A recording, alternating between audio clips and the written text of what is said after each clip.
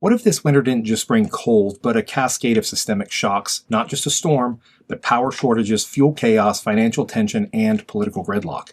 Over the next few months, the risks are real and not just in doomsday scenarios. I believe now is the time to be clear-eyed, proactive, and prepared. This isn't to scare you, it's to inform you, empower you, and help you take action while there's still time. Let's get into it. Welcome back to TheOneRow. Today we're diving into some very real, very specific systemic risks that could materially impact U.S. citizens, especially from a prepper perspective, over the next few weeks and into January. We're going to unpack what could go wrong, why it's different right now, and most importantly, what we should do about it while we've still got runway to prepare. Let's walk through the top threats I'm watching, then I'll lay out a time-sensitive prep plan for you and your family to be ready for what may be a very rough winter. Before we get into it, check out our live streams on Sunday nights, 9 p.m. Eastern, where we interact with you live, answer questions, and have a lot of fun getting better together. Remember, this video has nothing to do with politics, partisanship, or who's to blame for anything. It's simply a clear-eyed look at concrete changes that are already scheduled or actively rolling out between now and the end of January. These are things happening regardless of how anyone voted or what anyone thinks about the people implementing them. My only goal is to lay out the timelines, the projected prices and availability impacts, and practical steps you and your families can take right now to stay ahead of the curve. First up, the electric grid. According to the North American Electric Reliability Corporation, or NERC, peak winter demand is expected to increase roughly 20 gigawatts, or about 2.5% compared to last year. That is not a small number, and it's driven in large part by exponential growth in data centers, building electrification, and electric vehicle load. Why does that matter for normal households? Well, because supply additions are lagging demand.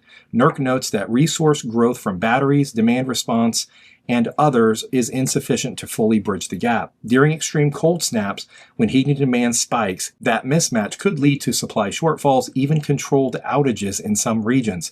Certain regions are more at risk, parts of the U.S. Southeast, the Mid-Atlantic, Texas, and parts of the Midwest. The irony here is that data centers, which run 24/7, are adding a constant drag on the system, not just a momentary peak. And in winter, intermittent resources like wind and solar become less reliable exactly when demand is highest.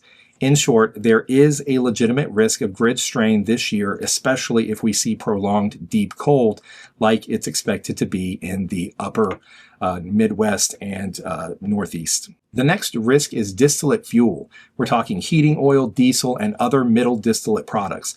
These fuels are critical for heating, generating power, or running backup systems. And if supply tightens, price volatility could spike sharply. Refinery capacity is under strain. Several refiners are operating at lower throughput due to maintenance, operational constraints, or economics that make running at full capacity less attractive. At the same time, winter weather increases demand, especially for heating oil and off-grid heating. The EIA has reported that distillate inventories are not as robust as in prior years heading into the winter. Combined with distribution bottlenecks, especially for heating oil, this could lead to localized shortages or very tight markets. In some cases, fuel wholesalers may raise prices or distribution may be constrained, meaning you could face much higher heating costs or difficulties finding backup grade diesel. For families relying on home heating oil, propane, generator fuel, this risk is hugely meaningful. Buy now while you can, top off reserve tanks, and plan for the worst case demand. Even a partial buffer could protect you from a cold snap and supply squeeze. Another major risk continues to be trade. Tariffs are once again a major wild card affecting the economy. There is serious potential for tariff hikes on imports from China, Canada, Mexico, and the European Union, with some of these tariff discussions landing between mid-December and into January. In the past, many companies have been absorbing rising input and shipping costs to shield consumers, especially during periods of inflation. But as tariff-related costs mount, that strategy becomes unsustainable. Margins are thin, and firms have begun shifting those costs to consumers more aggressively. That means retail prices will jump, especially on imported goods or components. Historically, tariffs function like a tax, raising the landed cost of goods, which either reduces corporate profits if companies absorb them, or raises prices if the companies passed it through to consumers. With large sweeping tariff actions like the ones we've been seeing, the pass-through to consumer inflation can be concentrated, not gradual. We've already seen signs of this with companies that once promised to delay price hikes are now adjusting pricing and reducing promotions. The window to buy non-perishable prep gear, important reliance tools, or critical equipment may be closing if supply chains costs surge in December or January. The last major risk we need to talk about is the growing possibility of another government funding lapse or an extended shutdown when the current continuing resolution expires in January. Government shutdowns are more complex than people realize because it doesn't just affect federal workers. It echoes through the entire economy through government contractors, the military, and everyone those three sets of people do business with. There are an estimated 9 million people who receive most of their income as federal workers, contractors, service members in the military, or through grants. That is nearly 5.4% of the entire U.S. workforce of about 168 million people.